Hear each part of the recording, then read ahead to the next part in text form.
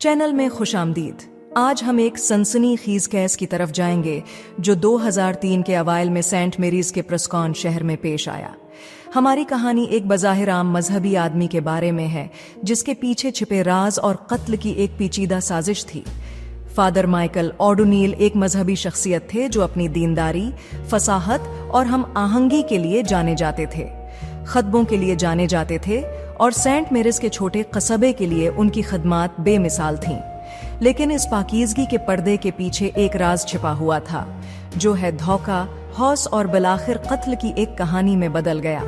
ये एक पादरी की कहानी है जो एक ममनुआ मोहब्बत के रिश्ते में उलझ गया जिसने एक जानलीवा तसादुम को जन्म दिया जो पूरी बरादरी को हिला कर रख दिया। माइकल के हिफ्तावार, खतबे गर्मी और हिकमत से भरपूर होते थे और चर्च के साथ उनकी वाबस्तगी बेमिसल थी।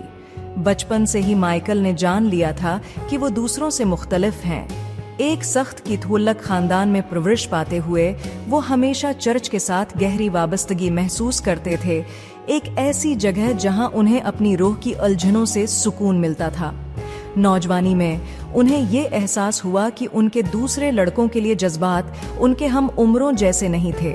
ये जज्बात वो आसानी से नजरअंदाज नहीं कर सकते थे, लेकिन वो जानते थे कि वो उन्हीं उदारों के जरिए मजम्मत किए जाएंगे जो उन्हें तसल्ली देते थे। ये यकीन रखते हुए कि खुदा की खिदमत में जिंदगी इन ख्वाहिशात को दबाने में मदद करेगी, माइकल ने कम उम्री में ही सेमिनरी में दाखिला लिया। उन्होंने अपनी तालीमात को वक्फ कर दिया, ये उम्मीद करते हुए कि उनकी अकीदत इन ख्यालात को साफ कर देगी जिन्हें वो गुनाह समझते थे। ताहिम वक्त गुजरने के साथ तन्हाई और अंदरूनी तसादुम बढ़ते गए। माइकल की पादरी की इब्तिदाई जिंदगी ईमान और ममनुआ ख्वाहिशात के दरमियान एक सख्त जदोजहद से भरपूर थी। वो अपने काम में खुद को झोंक देते, लेकिन हर बार जब वो मोहब्बत या हौस के बारे में औतिराफ सुनते, उनके दिल में शर्मिंदगी की एक लहर दौड़ जाती। वक्त के साथ वो जज्बात मजबूत होते गए और ये सब उस वक्त शुरू हुआ जब उनकी मुलाकात जोनाथन से हुई। ये एक गर्म मौसम गर्मा की शाम थी जब जोनाथन पहली बार सेंट मेरीज में आया। इसकी आंखों में तजस्सुस और तारीफ की झलक थी जब उसने चर्च की इमारत को देखा। माइकल ने उसे फौरन नोट किया। इस नौजवान की तवानाई से फौरन मुतासिर हुए। उनकी इब्तिदाई बातचीत मासूम थी, ज्यादातर फन और फलसफे के बारे में। जोनाथन, जो पेशे से एक फनकार था, चर्च की रंगीन शीशे की खिड़कियों और इनमें छिपे किस्से से मुतासिर था।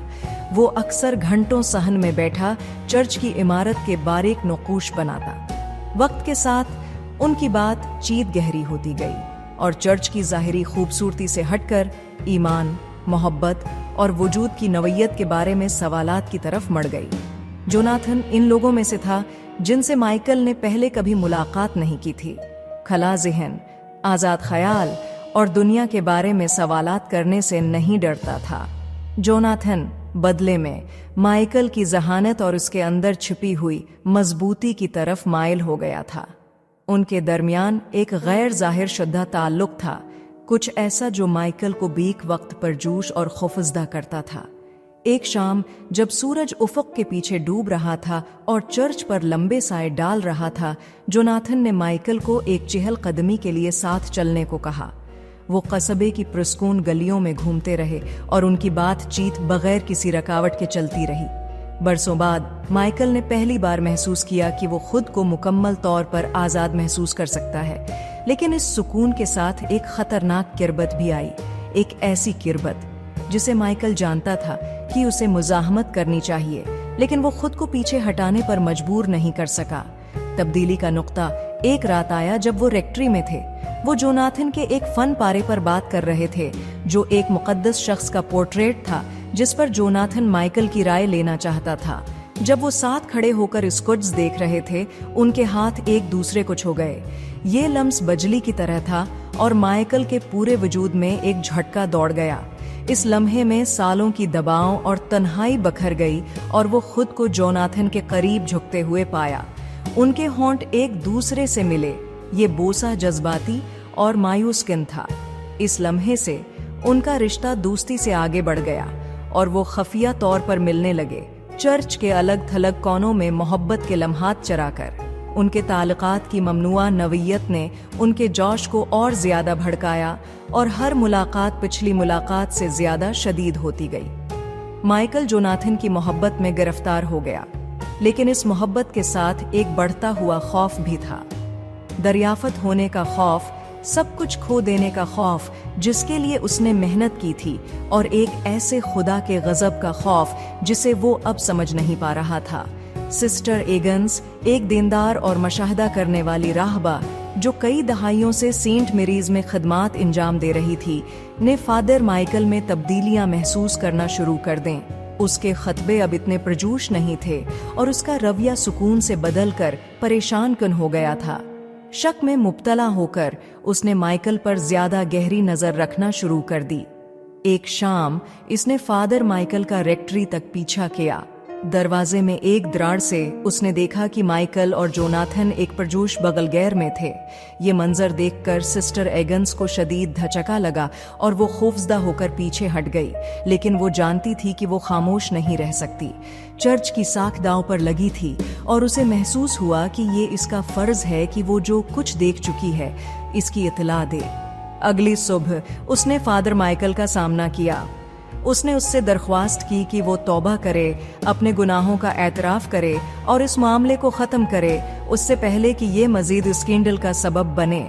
لیکن مائیکل، جو جوناتھن کی محبت اور چرچ کے ساتھ اپنی وابستگی کے درمیان پھنس چکا تھا، فیصلہ کرنے سے قاصر تھا۔ اس نے سسٹر ہلچل کر دی، ایگنز سے وقت مانگا، وعدہ کیا کہ وہ سب کچھ ٹھیک کر دے گا۔ فادر مائیکل مایوس تھا۔ وہ جانتا تھا کہ اگر یہ معاملہ عوام کے سامنے آیا تو اس کی زندگی ہمیشہ کے لیے ختم ہو جائے گی، لیکن جوناتھن کو کھونے کا خیال اس کے لیے ناقابل برداشت تھا۔ جیسے جیسے دن گزرتے گئے، دباؤ بڑھتا گیا۔ سسٹر ایگنز کا صبر ختم ہو رہا تھا اور اس نے مائیکل کو خبردار کیا کہ اگر اس نے جلد کچھ نہیں کیا تو وہ خود اس معاملے کو اپنے ہاتھ میں لے لے گی۔ مایوسی میں مائیکل نے ایک منصوبہ بنانا شروع کیا، ایک منصوبہ جو خطرناک اور تاریک تھا۔ اسے احساس ہوا کہ اپنے راز کو بچانے کا واحد طریقہ یہ ہے کہ خطرے سے چھٹکارا حاصل کیا جائے۔ اگر سسٹر ایگنز مزید موجود نہ ہوتی تو کوئی بھی اس کے بارے میں حقیقت ظاہر نہیں کر سکتا تھا۔ کیا وہ واقعی اتنا خوفناک کام کر سکتا تھا؟ ایک رات دیر گئے، مائیکل خود کو ریکٹری میں گھومتے ہوئے پایا۔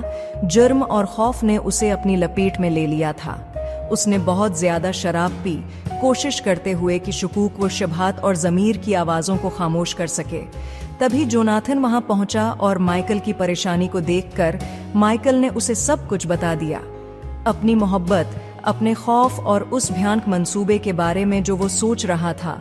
جوناتھن صدمے اور خوف سے دوچار مائیکل سے گزارش کرنے لگا کہ وہ اس خیال کو ترک کر دے۔ وہ مائیکل سے بہت محبت کرتا تھا، لیکن یہ سوچ بھی برداشت نہیں کر سکتا تھا کہ وہ قاتل بن جائے۔ لیکن مائیکل ہر دلیل سے پرے تھا۔ شراب، جرم اور خوف نے اسے قابو کر لیا تھا اور وہ قائل ہو چکا تھا کہ اس کے پاس اور کوئی راستہ نہیں ہے۔ قتل کی رات سرد اور تاریک تھی۔ فادر مائیکل نے سسٹر ایگنس سے چرچ میں ملاقات کا منصوبہ بنایا، اعتراف اور مفاہمت کے بہانے۔ سسٹر ایگنس مان گئی، یہ یقین کرتے ہوئے کہ مائیکل آخرکار توبہ کرنے کے لیے تیار ہے۔ جیسے ہی وہ اعترافی نشست میں گھٹنوں کے بل بیٹھی، مائیکل نے پیچھے سے اس کے قریب آتے ہوئے اسے روکا۔ وہ رک گیا، اس حقیقت سے مغلوب ہو گیا کہ وہ کیا کرنے والا تھا، جیسے اس پر کوئی ہو گیا ہو، بھاری بوجھ آن پڑا ہو۔ لیکن اس کے ہاتھ میں ایک رسی تھی جو اس کے مڑتے ہوئے ذہن میں جڑ پکڑنے والے خوفناک منصوبے کی علامت تھی۔ بغیر کسی انتباہ کے اس نے رسی کو اس کے گلے کے گرد لپیٹ دیا اور پوری قوت سے کھینچنے لگا۔ سسٹر ایگنس نے جدوجہد کی، سانس لینے کے لیے ہانپنے لگی، لیکن مائیکل بے رحم تھا۔ اس کے گناہوں اور خوف کی شدت نے اسے آگے بڑھایا، یہاں تک کہ وہ آخر کار خاموش ہو گئی۔ جب اس کا بے جان جسم زمین پر گرا، مائیکل پیچھے ہٹ گیا۔ اس نے جو کیا تھا اس سے خوفزدہ ہو گیا، لیکن خوف ابھی ختم نہیں ہوا تھا۔ اپنے جنون میں مائیکل نے ایک اہم تفصیل کو نظر انداز کر دیا تھا۔ جوناتھن اس کا پیچھا کرتا ہوا آیا تھا، دیوانگی کو روکنے کے لیے بے چین۔ وہ این وقت پر پہنچا، وقت پر قتل کے خوفناک منظر کو دیکھنے کے لیے۔ माइकल को एहसास हुआ कि जोनाथन ने सब कुछ देख लिया है और वो घबराहट में मुब्तला हो गया। इसने वजाहत देने की कोशिश की, अपने एमाल का जवाब पेश करने की कोशिश की, लेकिन जोनाथन सदमे में था। वो यकीन नहीं कर पा रहा था कि वो आदमी जिसने उसे इतनी खुशी दी थी, उसने अभी एक कत्ल कर दिया था। दीवानगी के आलम में माइकल ने जोनाथन से दरख्वास्त की कि वो उसके साथ मिलकर जुर्म को छिपाने में उसकी मदद करे। उसने दलील दी कि वो अब भी एक साथ हो सकते हैं, कि वो फरार हो सकते हैं और कहीं दौर एक नई जिंदगी शुरू हो सकते हैं, कर सकते हैं। लेकिन जोनाथन अंदर से बिखर रहा था। वो माइकल से मोहब्बत करता था, लेकिन इस मोहब्बत को इस खौफनाक अमल के साथ मैल नहीं खा सकता था जो उसने अभी देखा था। बिलाखिर खौफ और वफादारी के मिले जले जज्बात से मजबूर होकर जोनाथन ने हाँ कर दी। दोनों ने मिलकर सिस्टर एगन्स के जिस्म को एक भारी कपड़े में लपेटा और उसे चर्च के तह खाने में दफन कर दिया।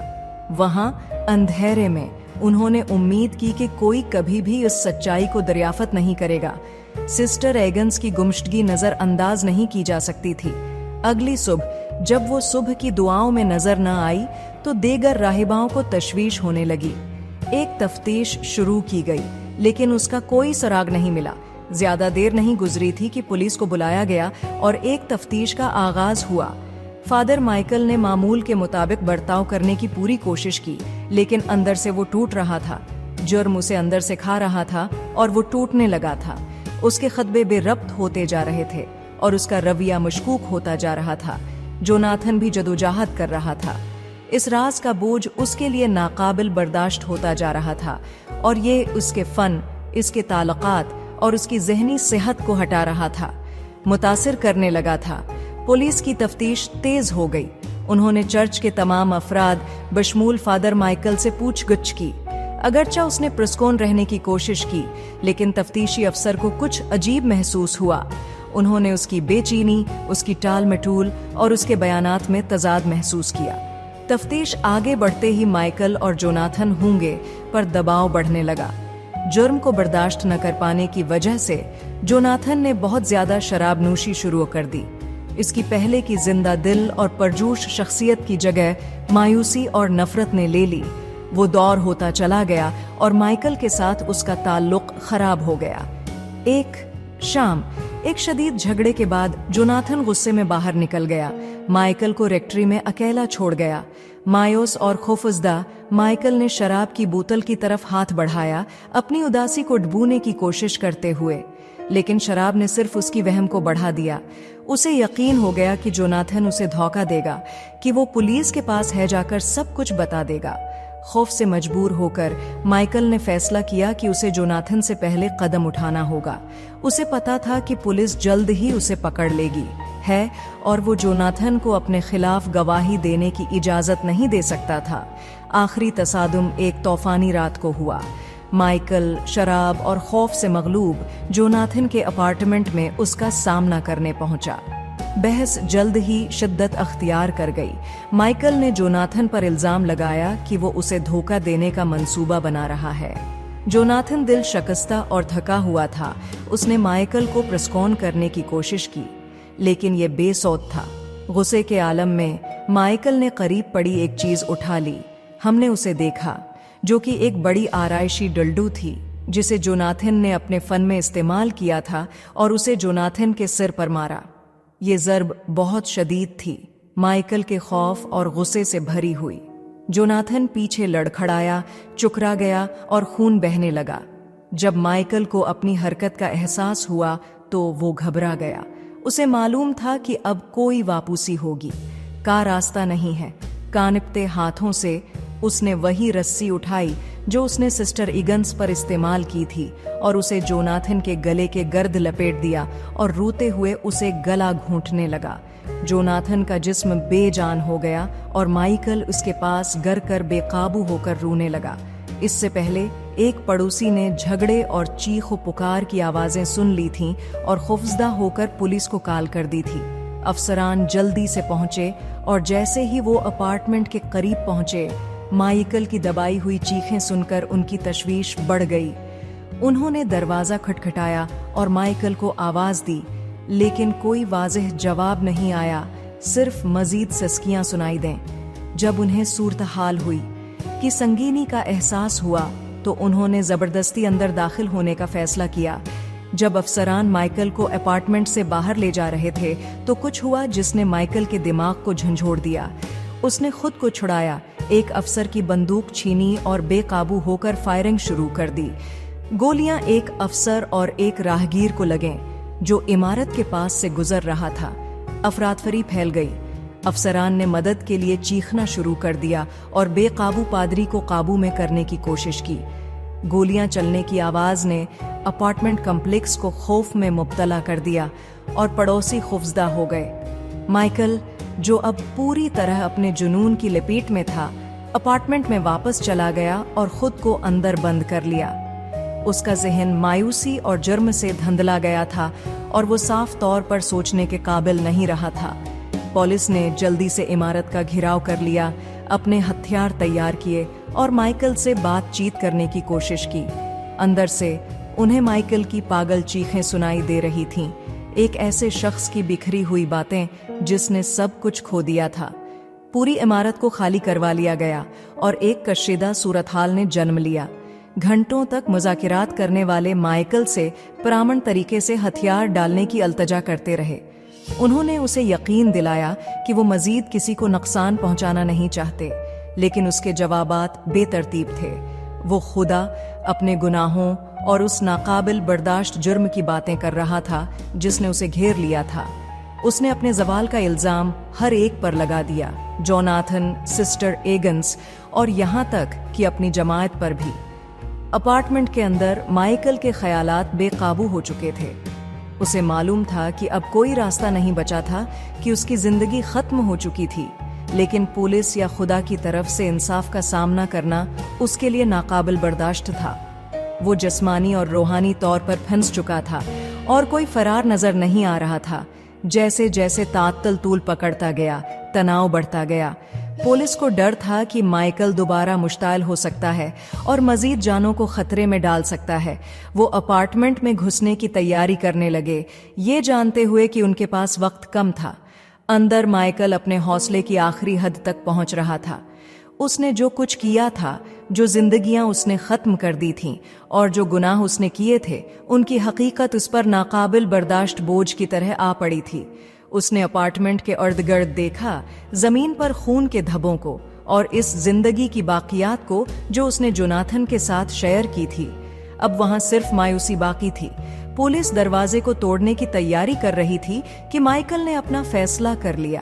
اس نے دوبارہ بندوق اٹھا لی، جانتے ہوئے کہ اس کے پاس اب ایک ہی راستہ بچا ہے۔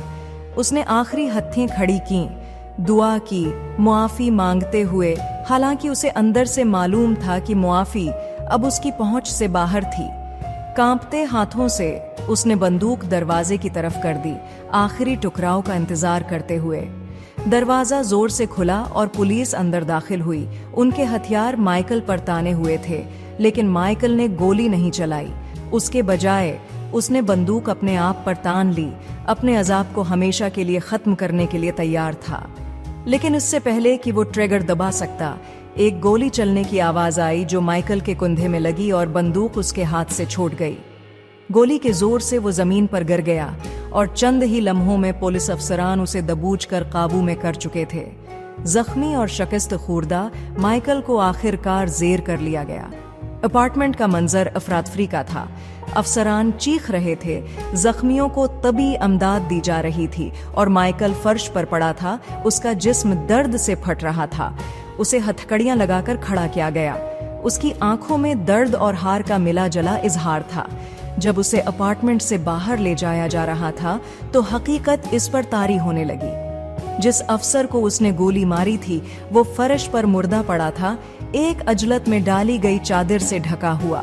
قریب ہی ایک راہگیر جو اس فائرنگ کی زد میں آ گیا تھا، اسٹریچر ہوا، پر ڈالے جانے کے لیے تیار تھا۔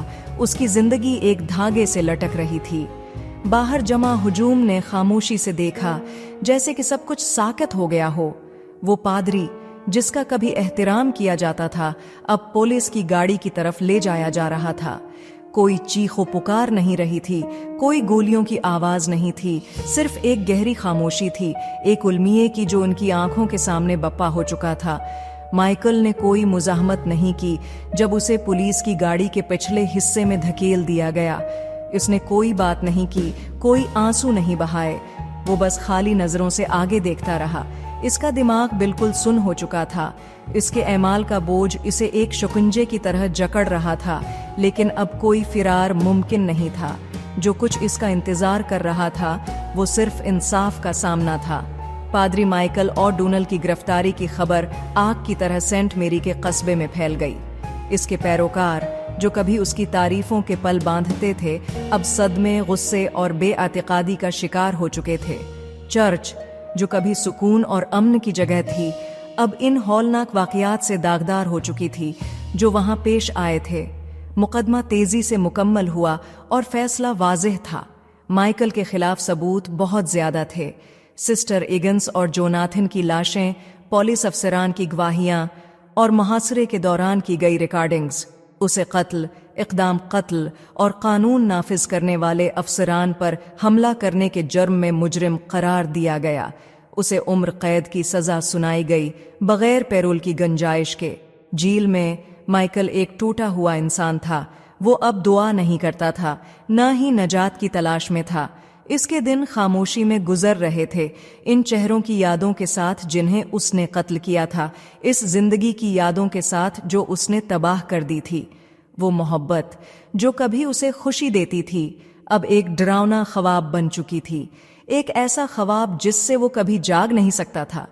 سینٹ میری کا قصبہ آہستہ آہستہ شفا پانے لگا، لیکن جو زخم لگے تھے وہ کبھی مکمل طور پر نہیں بھر سکتے تھے۔ کچھ عرصے کے لیے چرچ کو بند کر دیا گیا اور جب اسے دوبارہ کھولا گیا تو ایک نئے پادری کی رہنمائی میں جو پیروکاروں کے ڈگمگاتے ایمان کو بحال کرنے کے لیے انتھک محنت کر رہا تھا۔ جہاں تک مائیکل کا تعلق تھا وہ اپنی باقی زندگی تنہائی میں گزارتا رہا۔ اس کا ذہن پچھتاوے اور جرم کے نہ ختم ہونے والے چکر میں پھنس چکا تھا۔ وہ پادری جو کبھی روشنی کا مینار تھا اب ایک تنبیہہ بن چکا تھا، ایک یاد دہانی کہ سب سے زیادہ متقی روحوں کے اندر بھی تاریکی چھپی ہو سکتی ہے۔ پادری مائیکل اور ڈونل کے لیے کوئی نجات نہیں تھی، صرف ان گناہوں کی سرد، بے رحم گرفت تھی جو اس نے کیے تھے اور ان زندگیاں جو اس نے تباہ کی تھیں۔